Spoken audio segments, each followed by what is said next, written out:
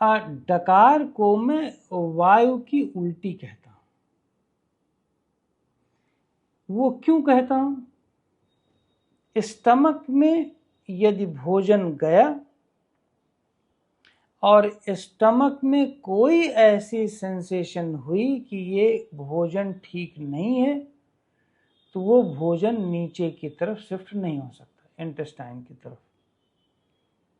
यदि अच्छा आपका सिस्टम है तो वो नीचे ब्लॉक कर देगा। नीचे ब्लॉक करने पर आपके स्टमक में भोजन रहेगा।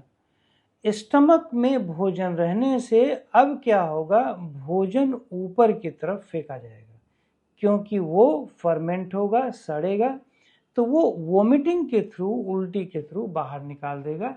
आप इन्फेक्शन से बच जाएंगे।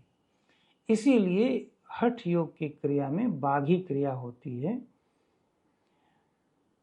हम अपने स्टमक के इन्फेक्शन को खत्म करने के लिए खाने को बाहर फेंक देते हैं। कई बार ऐसा किया जाता है। हमारे बच्चों को थोड़ा पेट दर्द हो गया, कुछ इधर उधर खाना खाए, तो हम थोड़ा सा बाहर उन्हें निकलवा देते हैं वोमिटिंग के थ्रू, तो उनका पेट का कोई समस्या नहीं होती। हम भी बचपन में किया करते थे। वो तो थोड़ा बहुत ओवर ईटिंग हो जाती थी तो निकाल देते थे, और वो भी थोड़ा सा ये सब सीखने के लिए। बाय द वे, प्रश्न दूसरा है, अब वायु को देखें। वायु भी अगर स्टमक में एक्सेस बन गई, तो चूंकि वायु का स्वभाव नीचे की तरफ जाना नहीं है, यदि पेट में भोजन है तो वो भोजन को नीचे शिफ्ट कर देगा, पर वायु खुद नीचे थोड़ी न जाएगा खाली पेट में। तो वायु में यदि प्रेशर है, यदि स्टमक में वायु का प्रेशर है, तो वो ऊपर की तरफ आएगा, जैसे भोजन आता है।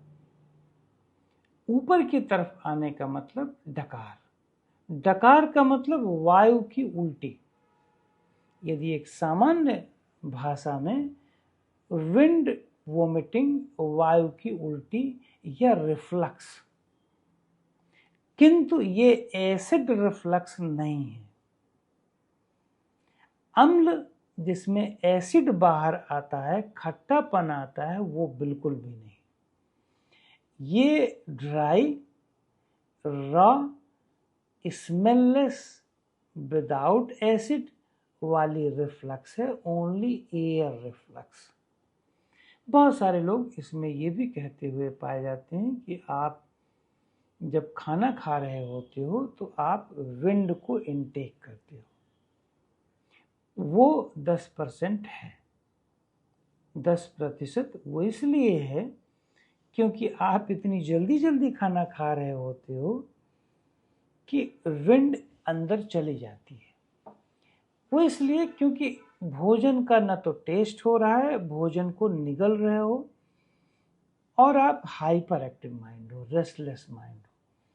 तो रेस्टलेस माइंड को ये समस्याएं होती ही होती हैं। यदि मूल कारण देखो तो इसमें 10 to 20% ये रीजन हो सकता है, यह होता है।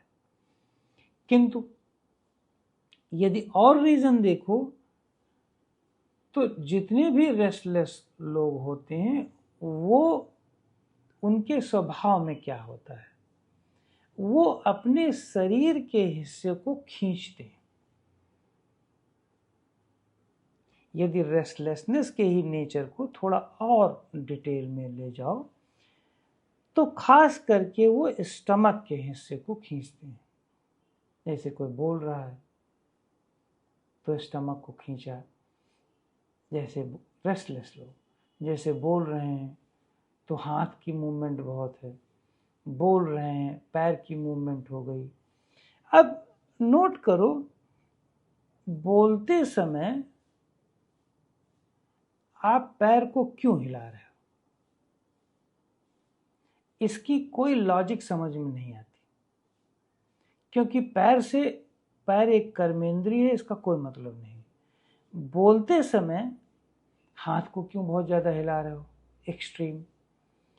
गालियां दे रहे हो तो समझ में आता है, लड़ाई कर रहे हो तो समझ में आता है, गुस्से में हो, फियर में हो तो समझ में आता है पेट खींचे हो, बॉडी खींचे हो।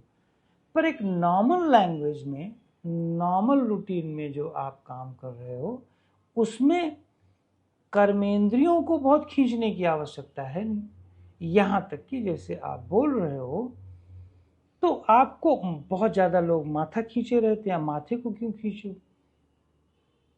इसका मतलब है कि आप बोलते समय आप इन जगहों पर बहुत ओवर स्ट्रेस देते हो, खींचते हो।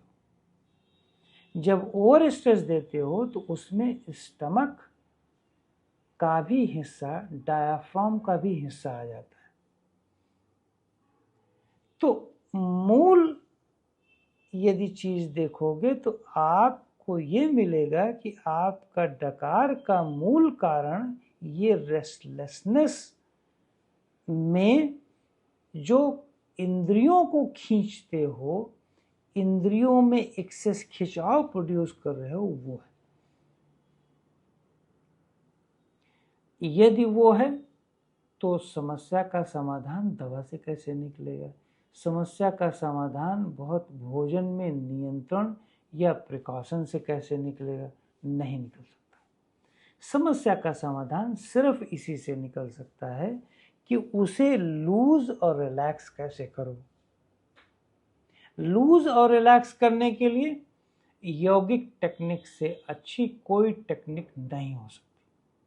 वॉक करो, अपनी इंद्रियों को लूज करने के लिए प्राणायाम करो, इंद्रियों को लूज करने के लिए सूक्ष्म अभ्यास करो, जिसमें ये सीखो कि स्ट्रेस कैसे देता हूं मैं,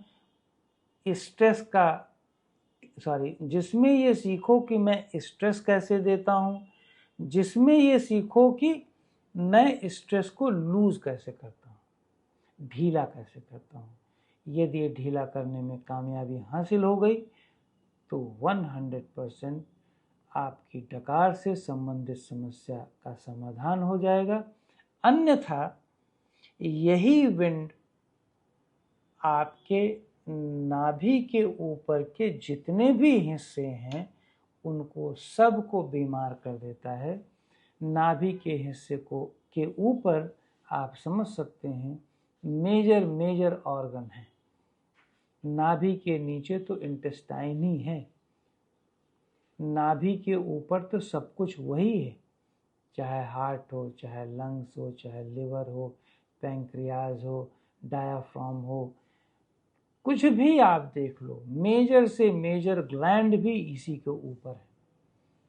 तो यदि आपका ऊपर का प्रेशर बहुत एक्सट्रीम बढ़ गया तो सारी समस्याएं आ जाएंगी। यहाँ तक कि ब्लड प्रेशर भी, मेरे अनुसार ब्लड प्रेशर के बढ़ने का मैक्सिमम कारण यही होता है, इस डकार का होल्ड होना मैक्सिमम कारण मैं मानता हूँ। उदान वायु को मैं मानता हूँ, इसी को उदान वायु कहता हूँ। यदि डकार बहुत इजीली निकल गई या हमने निकाल दिया तो थोड़ी देर के लिए रिलीफ मिल जाता है, पर आपका उद्देश्य डकार को निकालना नहीं, आपका उद्देश्य डकार बने ही ना। वायु जो आवश्यकता से अधिक बन रही है वो बने ही ना, जितनी आवश्यकता है उतनी ही बने। That's it.